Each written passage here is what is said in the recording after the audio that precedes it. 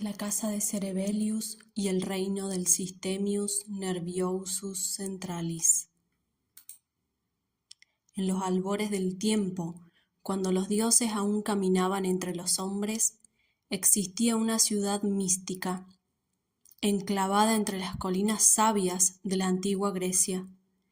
Esta ciudad, brillante como el oro de Apolo, era custodiada por una estirpe poderosa, la familia Cerebellius, encargada de mantener el equilibrio supremo del reino del Systemius Nerviosus Centralis. El heredero de esta noble casa era el príncipe Limbicus, visceral y acelerado por momentos. Sus respuestas ante los dolores del pueblo eran tan veloces que ningún dilema osaba resistírsele más de un milisegundo. Austero, empático y resuelto, era amado por el pueblo antes incluso de portar la corona. Todo el reino murmuraba con esperanza: «Que gobierne Limbicus el justo, que reine el orden por siempre». Pero el trono no era un lugar simple. Junto a él habitaban sus 12 hermanos. Reptilius, el primitivo, era fuerte como 100 toros y veloz como una sombra. No necesitaba ser llamado, pues aparecía donde el peligro acechaba. Era de pocas palabras, pero todos lo sentían. Era una neblina oscura que cruzaba los umbrales de la conciencia sin pedir permiso. Nadie lo veía llegar. Sin embargo, estaba.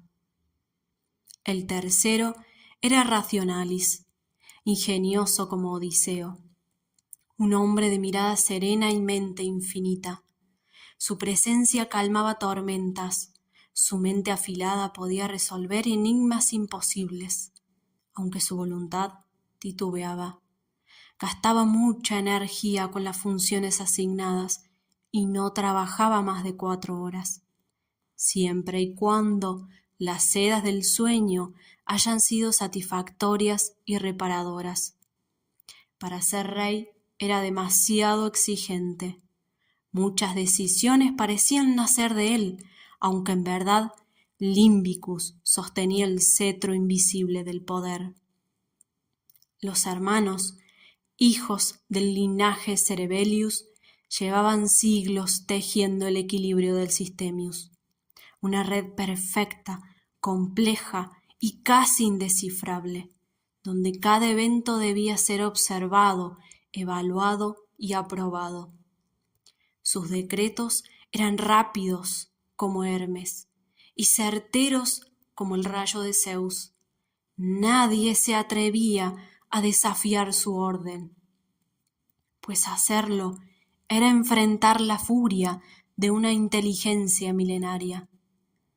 En los confines de este reino existía un lazo sagrado entre Limbicus y un sabio conde venido de tierras fértiles y distantes, Nuovus Cortix. Aquel conde era capaz de comprender las emociones de los ancianos más sabios y sentir las aspiraciones de los aún no nacidos. Limbicus sostenía el vínculo invisible, pero profundo, una alianza forjada no en palabras, sino en intuiciones y pensamientos sutiles. Y así, bajo el gobierno justo de Limbicus, la sabiduría de Nuovus Cortix y la vigilia incansable de los hermanos, el reino del Systemius Nerviosus Centralis se mantuvo inviolable. Un mundo donde la razón, el instinto y la emoción convivían en un equilibrio sagrado. Pero las fuerzas oscuras acechaban, esperando el día en el que el orden vacile. Durante siglos, el Systemius Nerviosus Centralis reinó con un equilibrio divino. Pero como todo orden que se alza, siempre existe una fuerza que lo tensiona desde las raíces. Esa fuerza tenía nombre: Medullae Spinalis, la antigua serpiente de luz que recorría el eje del reino desde los pies de los pobladores hasta los confines del cráneo sagrado. Medullae, aunque subordinada a la familia Cerebellius, albergaba un poder ancestral.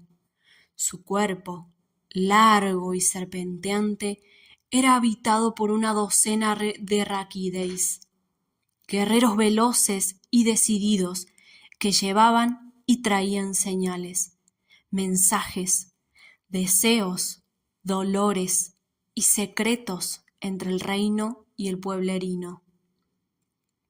Al principio, Medullae aceptaba el mando del Imbicus, reconociendo la sabiduría de su liderazgo. Pero con el paso de los siglos, empezó a sentir que las órdenes desde el Systemius eran demasiado lentas, demasiado racionales, demasiado vigiladas. ¿Por qué debemos esperar que el Imbicus decida si la mano debe retirarse del fuego? Rugió el primer Raquídei, llamado Motorius. El pueblo es más sabio que el reino superior. El instinto debe ser ley.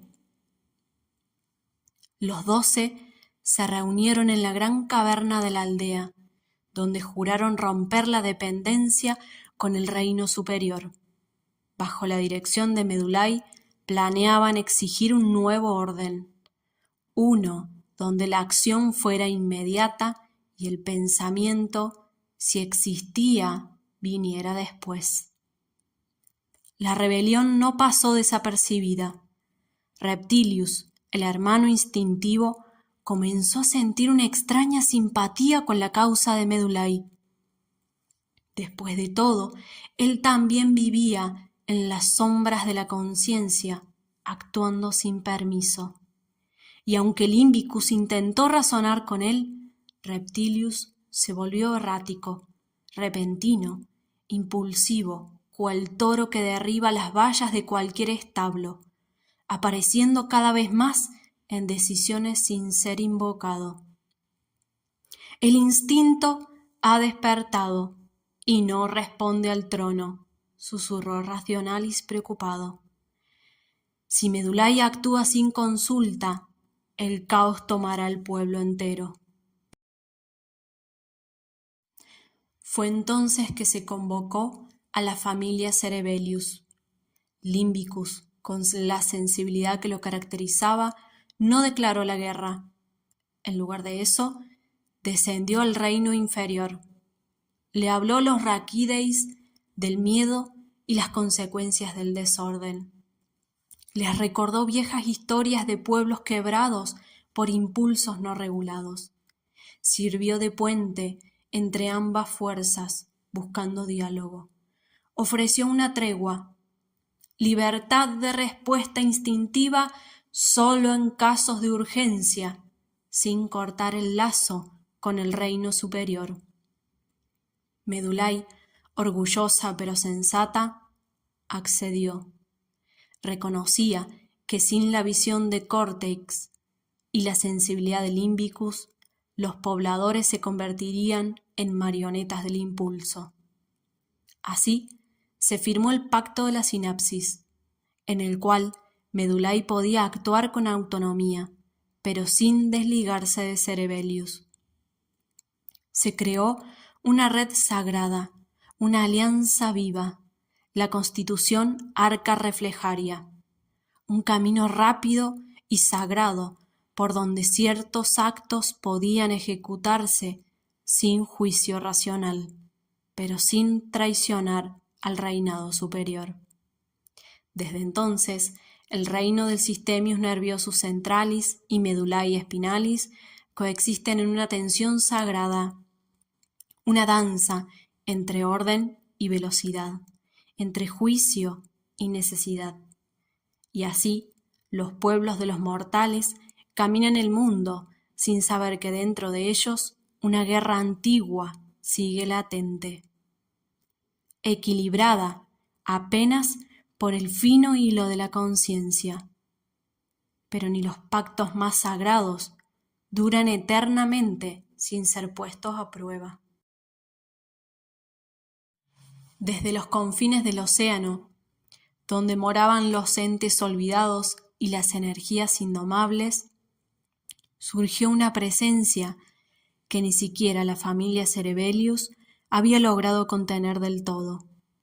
Su nombre era susurrado en los templos de los monjes del pueblo como un mal antiguo: Malignus, señor del estrés. Malignus no era un dios como los otros, no tenía forma definida, ni templo ni altar. Era una energía oscura que se alimentaba del miedo no resuelto, de la ansiedad sin destino, del exceso y de la falta de reposo. Donde encontraba tensión, allí crecía. Donde hallaba duda, se hacía más fuerte. Entraba en los pobladores a través del aliento entrecortado, del sueño fragmentado, de la mente sobrecargada. No necesitaba romper puertas, entraba por grietas invisibles y una vez dentro desataba el caos.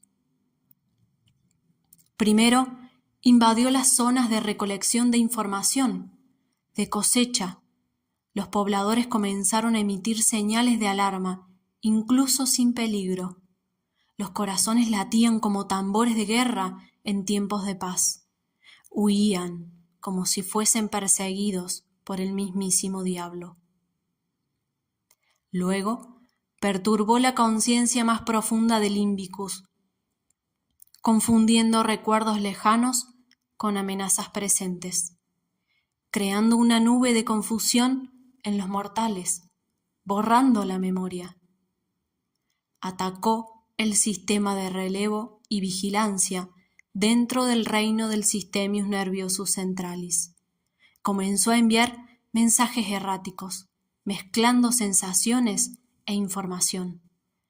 Todos en el reino empezaron a actuar de manera extraña. Parecían espectros del más allá, huyendo o llegando, saliendo y entrando de sitios oscuros. Por último, atacó los rieles del tren entre el reino superior y los pobladores, generando sobrecargas. Desreguló los hilos vitales, movimientos pendulares entre el hambre, el sudor, el insomnio, ataques de ira entre vecinos. Nadie comprendía qué sucedía, pero corrían.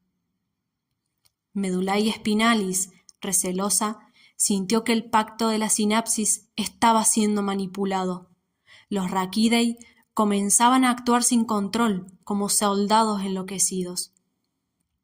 El reino del Systemius comenzó a fracturarse. Fue entonces que el Imbicus, con la frente perlada de preocupación, convocó al más antiguo de los sabios, Conde Novus Cortix. Juntos descendieron a los túneles de la introspectia, donde habitaba el oráculo del silencio. Allí, entre brumas y reflejos, se reveló la verdad. Malignus no podía ser destruido, pues era parte del equilibrio universal, pero podía ser contenida su influencia si los pueblos aprendían a escuchar, a descansar, a respirar y a nombrar sus emociones antes de ser poseídos por ellas. Así fue como se forjaron nuevas alianzas. Los monjes del diafragma enseñaron el arte de la respiración profunda, y las musas del sueño profundo fueron invocadas para restaurar los ciclos perdidos.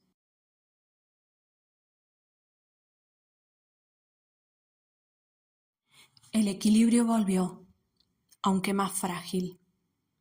El Systemius Nerviosus Centralis aprendió a respetar la sabiduría de Medullae Spinalis. Y Medullae entendió que el juicio del Imbicus y la visión de Novus eran su ancla ante el caos. pero en los rincones oscuros de cada aldeano, Malignus aún susurra. Y quienes no escuchan su interior corren el riesgo de caer bajo su embrujo, repitiendo el ciclo milenario de tensión, desconexión y colapso. Cuando el equilibrio entre Medulai y Systemius pendía de un hilo y Malignus extendía su sombra hasta los rincones más puros del reino, una figura largamente olvidada comenzó a caminar entre los templos. Autismus Mutismus, el niño silencioso, nacido bajo el eclipse de 3 lunas. Era descendiente de una línea antigua, considerada enigmática, incluso para los sabios de Cerebelius. Desde pequeño, sus ojos veían lo que otros pasaban por alto, pero sus labios permanecían sellados. Nunca habló en las lenguas de los hombres. Su mente vibraba en frecuencias distintas, invisibles, profundas. Algunos lo llamaban el desconectado. Otros, los más sabios, lo llamaban el puente dormido. Los pueblos no lo comprendían. Incluso Limbicus, en sus años jóvenes, lo había observado con recelo. Pero ahora, en el momento de mayor caos, fue él quien comenzó a caminar sin ser convocado, como si el mismísimo Cerebelius lo hubiera despertado de un largo sueño. Sus pasos lo llevaron directo al trono de Limbicus, donde las señales se confundían. Allí tocó con suavidad una hilera de tejidos distorsionada, y ésta se iluminó. Luego caminó hacia el sistema de relevo y vigilancia, en pleno frenesí de alarma. Le entregó una esfera de calma tallada en el silencio.